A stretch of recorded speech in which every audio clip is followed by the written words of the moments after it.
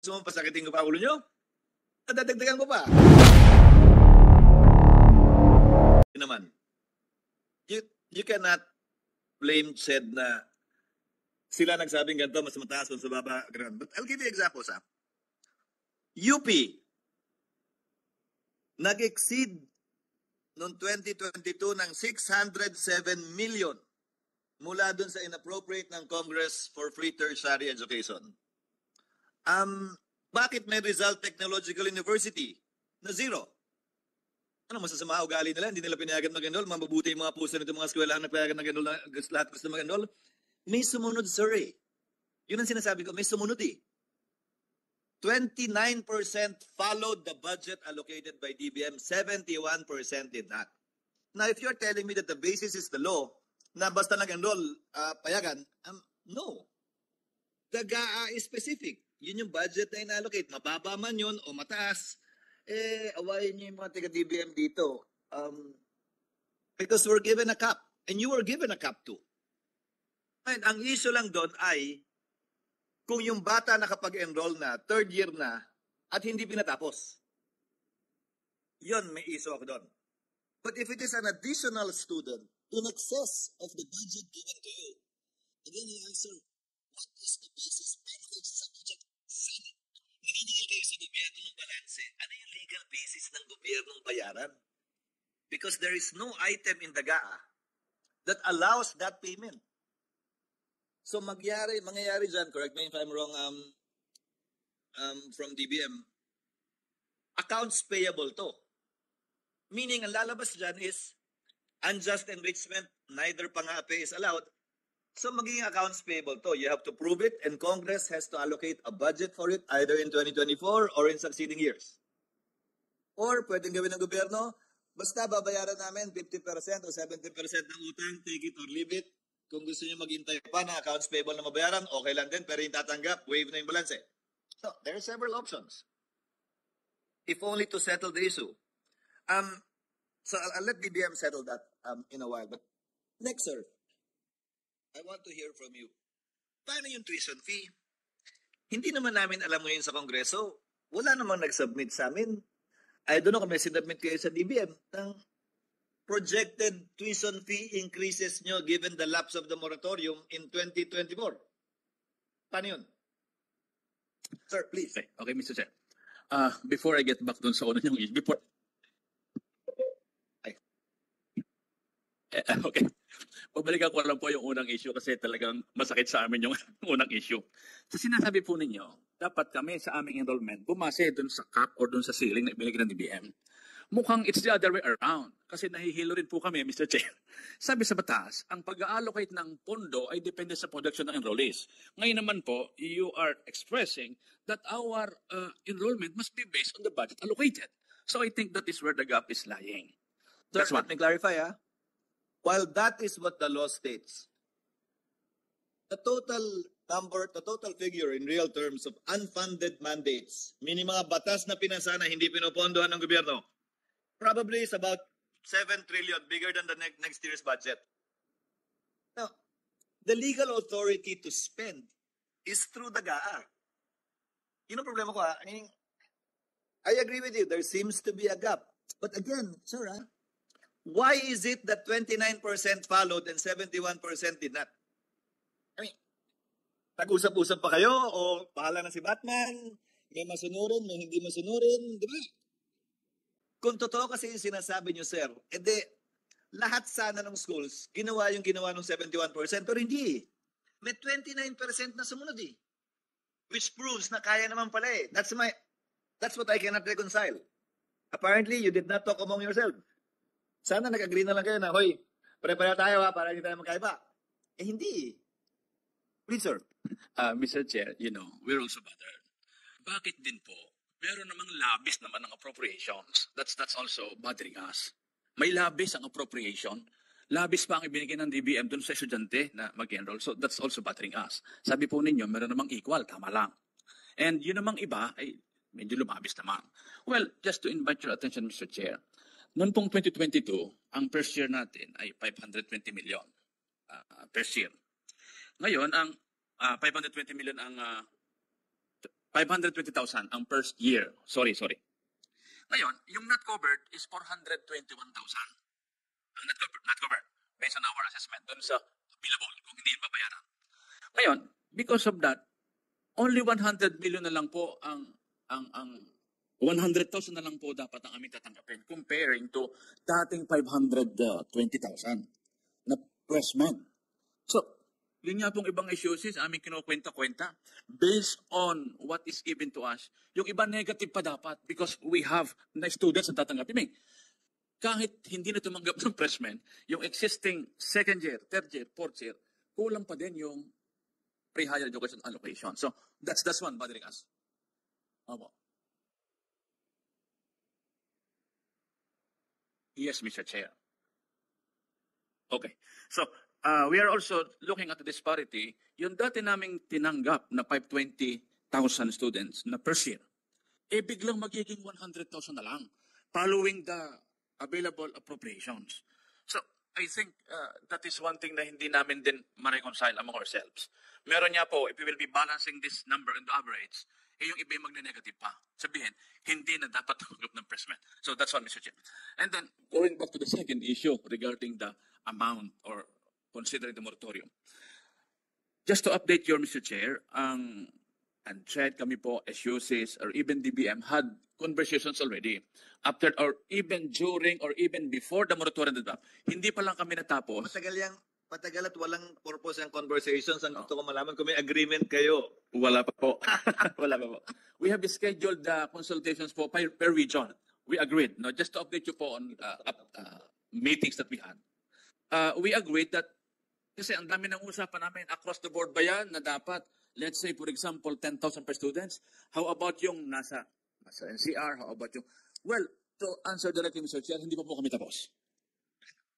Hindi lang, gusto mo pasakitin ko pa ulo nyo? Nadadagdagan ko pa. Another issue with respect to this is, if DBM takes the position na hanggang dito lang kami per student, at yung in-approve na tuition fee ng board nyo is X amount, why lang ibibigay ni DBM? What will now happen? Sisingilin ba nung SUC yung balance ng estudyante? Hindi na free yan. Di ba? Pagiging accounts payable na naman ba? Parang yung nangyari sa enrollment? Meaning, you have to move forward on that. Now, I don't think we have enough time unless you can give me a computation of the approved tuition fee increases of all state universities and colleges, including LUCs, para ma-juxtapose natin sa proposed budget ng 2024 at kung gaano kalayo yun. Are you prepared to give us that? Mr. Chair, just to share with you our discussion, para lang po meron tayong idea about it. Sangayon po sa inyong binasa, may SUC na maliit yung per unit. Meron dyan, let's say PUP, 12 pesos yata yung per unit. Yung iba naman ay 200, 1,000 pa nga dyan, may 500. If we will, let's say for example, take it as a percentage, lahat tayo mag-increase ng, let's say, 20%. Kawawa naman daw yung sobrang liit. Ang 20% ang maliit pa rin. Ngayon, kung i-average naman natin ang per unit, let's say, i-average lahat yon, kawawa naman yung mataas, let's say, 500 pesos per unit. Pag in-average yan, bababa ngayon ang kanyang tuition per unit, which he may not be able to sustain yung operations ng kanyang university kasi ongoing na yung mga infrastructure development and other things. So, medyo nagtatagal po kami sa discussion yan. That's why, sabi ko nga, it's a question which even a dissertation may not answer. That's normative fund or normative tuition fee for all of us. Yun namang iba, taga-island provinces, let's say, for example, ang mahal magpagawa ng capital outlay. Kasi anya, yung delivery ng materials is double howling, triple howling. Yes po. Kaya medyo, it's really not easy to achieve. Let's say, for example, across the board, dagdagan natin ng tig 100 piso per unit yung mga yan. So, I don't know how DBM accept it. So, there's really a very long discussion about it, Mr. Chair. Kahit anong mapag-agreehan nyo, you have to remember, all of the charters of the SUCs empower the board to decide on fees. So you still have to go back to each SUC. Yes, so mag-agree kayo, Apo. Na ito lang yung gagawin nyo. At hindi ko tatanggalin yung posibilidad na may 1, 2, 10, 20 SUC na magsisinotil na magkasabing, hindi. Although said sits there, but it's a vote in the board. Let me hear from DBM first, Dr. Ronquillo. Thank you, Mr. Chair. Who is authorized to speak on the part of DBM? Good morning po, Mr. Chair. Dr. Evangelista? Yes, good morning, Mr. Chair. Yes, sir. Narinig mo yung pinag-usapan. Yes, tapa. Narinig naman po natin, Mr. Chair, po yung sinabi po ni President Ronquillo from the pasok po. Regarding po dun sa 29% po na sumunod and 71% po, tama naman po kayo, sir, na bakit nga po yung question nga rin po yung tanong namin na may mga sumunod nga po na 29%. At paano nga po yung iba na hindi naman po namin excess po na enrollees. So far po, based po kasi sir doon sa last meeting po, last July 31, with you Mr. Chair po, na-identify po ng CHED na meron po silang 860 million po na continuing offer for the UACTE funds. On the part of the DBM po, we have already released po that 860 million. Yung pong 430 ay para po sa free higher ed po ng SUKS. And then for the UACTE tertiary education subsidy, yung another 430 million.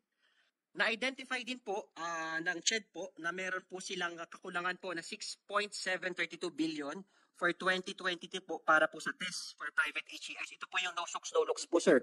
In response to that po, the DBM released po 3,834,780,000 nito pong October 2. So nasa CHED na rin po ito, sir. Nag-request din po, sir, ang CHED ng tulong-dunong program. However, sir, nireturn po namin to due to insufficient documents. For the remaining balance po ng SUKS FHE, na meron pa pong 2.7 billion, ang suggestion po namin, sir, kasi po, yun nga po itanong yun kanina, sir, kung paano po ba ito accounts payable po ba?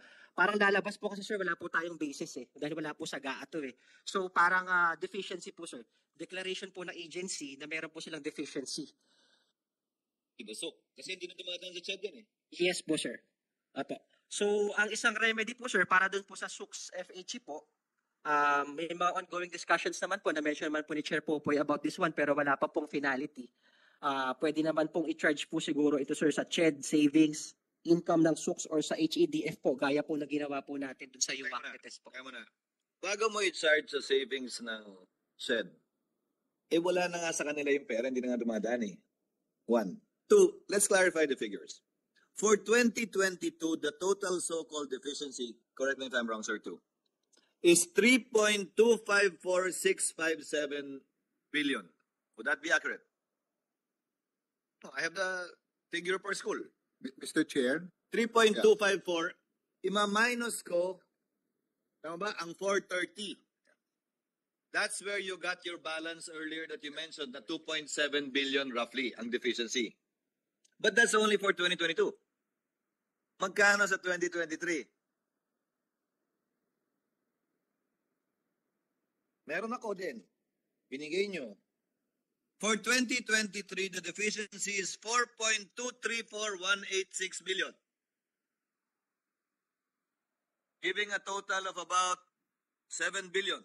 6 billion lang tayo nun po yan. 4.2 plus 2, 4.2 in change plus 2.7 in change. That's roughly 7 billion for 2022 and 2023. Now, if we have an opportunity to address that in 2024, we will try to do that. Pero as you heard DBM, they're looking at several formulas, not answering all. A portion of it, a percentage of it, and then free up your money na nasa fiduciary fund niyo to pay for not really the additional enrollment, because as I said, hindi naman yun 1:1, sir. Let's say isang klase nga 25 naging 35, hindi naman yung kuryente yung binabayaran, pareho pa rin naman. Yung amortization, kung meron man kayo natin, pareho pa rin naman. Yung sweldo ng teacher, pareho pa rin naman. Mas hindi naman sa 1:1 Although ang computation ng 3.254 billion at 4.2 billion is ganon, 1:1. Kailangan nyo rin mag-usap at hindi lang mag-discussion. Kailangan nyo mag-agree kung ano yun. And it will be on a take it or leave it basis. Meaning to say, if you accept the compromise amount, tapos na yan. If you don't, then go through the deficiency procedure. Ginawa yun dati ni PGMA sa LGUs, if you remember. Nagkaroon ng miscomputation ang BLGF. So may claim yung LGUs. Sabi ni GMA, pili kayo. Demandahan tayo hulugan namin yung claim nyo hanggang mabayaran in 10, 20 years? Or cash now pero rediscounted? 99% of LGs, if not 100, accepted the cash now. Para lang mas masarap na yung libro, matapos na. Pero hindi 100%. I think yung discount nun, mahigit kalahati eh. Sa landang yun eh. Mahigit kalahati yun eh. So that's an option too, ah. Galing yun. We're not saying that you should forget about the balance, but you can go through the long process of trying to squeeze the deficiency from DBM. Or kung mag-offer nga ang DBM ng cash now, no more later, that can be also perhaps considered when you talk. Chair Baboy, you recognize her. Yes. Although right now the K-12 program is being reviewed by DepEd itself and also by EDCOM. Diba, Senator Win? The logic of K-12, and I remember this vividly because I was helping my dad out when he was Chair of Basic Ed in the House before. The K-12 program was designed to increase the quality of our high school graduates, so much so that they don't need anymore to get a college degree to have a job. To cite as an example, noon ang requirement ng police high school graduate lang, sasama ng quality ng mga high school graduate natin na K-10. Nagpasa ng batas ang Kongresong ni-require na dapat bago ka maging police, college graduate ka 4 years. And they gave the high school graduate policemen time to comply, a period of 7 or 8 years na makakuha ng degree. At pag hindi nakakuha, tanggal sila sa pagka-police. But Congress and the private sector has not yet adjusted to K-12. So much so that if you're a graduate of K-12, pwede ka nang matanggap sa trabaho including pagpupuliso ko naman na hindi na kailangan ng 2-year college degree o 4-year college degree. It will make the country more productive because instead of plus 2 years before your child lands a job, minus 2 years pa ngayon kasi hindi na kailangan magkolehiyo eh. The principle again at that time was, hayaan mo na yung scientist, yung doktor, yung abogado, yung engineer na mag-college. Pero yung ordinaryong trabaho, hindi na kailangan mag-college. Pwede nang matanggap at tanggapin sa trabaho. Especially na highly technical job. What they teach you in the first year will be outdated by the time he graduates in the 4th year. Essentially, most of our workforce are learning on the job. Doon lang nila natututunan naman talaga yung mga kailangan matutunan eh. Na never tinuro sa classroom. In fact, what's scary is, given how fast-paced technology is changing, I saw a quote that said, we are actually training our students to solve problems that are not yet problems when you were teaching them. So how can they possibly have the answer for these things when they didn't even know it was going to be a problem by the time they go out in the workplace? So hopefully, again, hindi naman to never ending, Dr. Orcega, na patas ng patas, because once we get our acts together, it should be simpler and faster to produce people who are productive and who can actually perform and do the job assigned to them without necessarily having a diploma.